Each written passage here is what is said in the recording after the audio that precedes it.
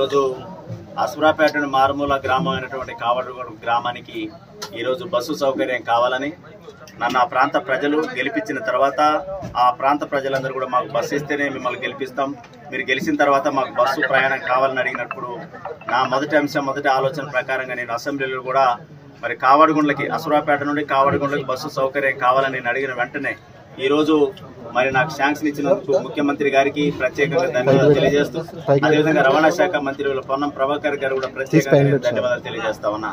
ఈ రోజు పేదల బతుకుల్లో ఇలా ఆనందాలు వ్యక్తం చేస్తా ఉన్నారు.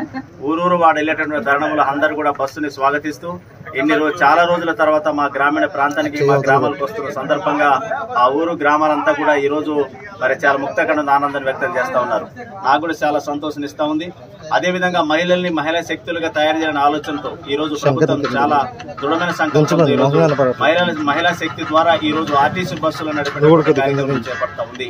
అదేవిధంగా మహిళలకు కూడా ఉచిత బస్సు ప్రయాణాన్ని కూడా మొట్టమొదటిసారిగా ఏదైతే ప్రభుత్వం ఏర్పడిన వెంటనే మహిళలకి ఉచిత బస్సు ప్రయాణాన్ని మరి అనౌన్స్మెంట్ చేయడం జరిగింది, ప్రకటన చేయడం జరిగింది. ఆ కోణంలో కూడా ఈరోజు మహిళలు ఈరోజు ఆనందంగా అసురాపేట కాకుండా ఈరోజు మారుమూల ప్రాంతంలో కావడగూడెంలో బస్సు ఎక్కినటువంటి మహిళ హైదరాబాద్ వరకు కూడా ఉచిత బస్సు ప్రయాణం చేసే అవకాశం ఉంది.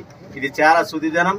ఈ రోజు మరి బస్సు ప్రయాణానికి అవకాశం ఇచ్చినటువంటి మరొకసారి ముఖ్యమంత్రి గారికి, అదేవిధంగా రవాణా శాఖ మంత్రి వర్యులు మరి పొన్నం ప్రభాకర్ గారు కూడా నా నియోజకవర్గ ప్రజల తరఫున వారికి ప్రత్యేకంగా ధన్యవాదాలు తెలియజేస్తా ఉన్నా. ఎందుకంటే నా నియోజకవర్గానికి జిల్లాలోనే ఒక్కొక్క బస్సు ఇస్తే నా నియోజకవర్గానికి 2 బస్సులు ఇచ్చారు. వారికి ప్రత్యేకంగా ధన్యవాదాలు తెలియజేస్తా ఉన్నా. సత్తుపల్లి నుండి వయా చాపరాలపల్లి మీదకి వెళ్ళేటటువంటి బస్సు, అదేవిధంగా సత్తుపల్లి నుండి వయా అసరాపేట టు మళ్ళీ ఆ కావడగూడెంకి వెళ్ళేటటువంటి టైమింగ్, వీటి యొక్క టైమింగ్స్ ఉదయం 9 గంటలకి, అదేవిధంగా మధ్యాహ్నం తర్వాత 2:30 గంటలకి మళ్ళీ బస్సు ఉదయం మధ్యాహ్నం మరి టైమింగ్స్ ఇవ్వడం జరిగింది. ఇండియా పాకిస్తాన్ ఉద్రిక్తతలపై లేటెస్ట్ అప్డేట్స్ కోసం డౌన్లోడ్ చేసుకోండి RTV లైవ్ యాప్.